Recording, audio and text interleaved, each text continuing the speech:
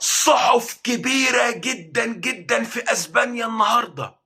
بتتحدث عن صفقة قوية جدا ستحدث خلال الساعات، خلوا بالكم من الكلام، خلال الساعات القليلة القادمة،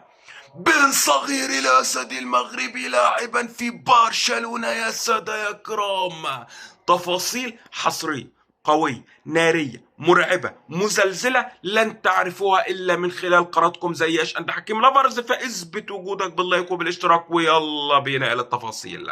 صحيفة سبورتس الأسبانية، اللي ما يعرفش هذه الصحيفة، هي أكبر صحف بلاد الأسبان والصحيفة القريبة من نادي برشلونة ولاعبيه، أكدت اليوم أن نادي برشلونة أنهى بنسبة أكثر من 95% كل التفاصيل المادية مع نادي موناكو الفرنسي من أجل قدوم النجم المغربي إلى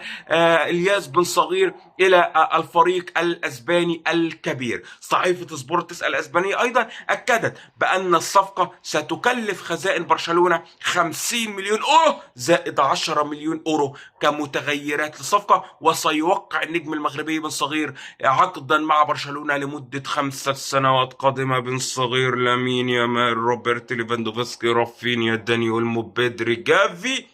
ديونج، كل هؤلاء النجوم في البرصة رسميا أعلنها لكم من الآن بطل الأبطال، دوري الأبطال، الشامبيونز ليج موسم قادم.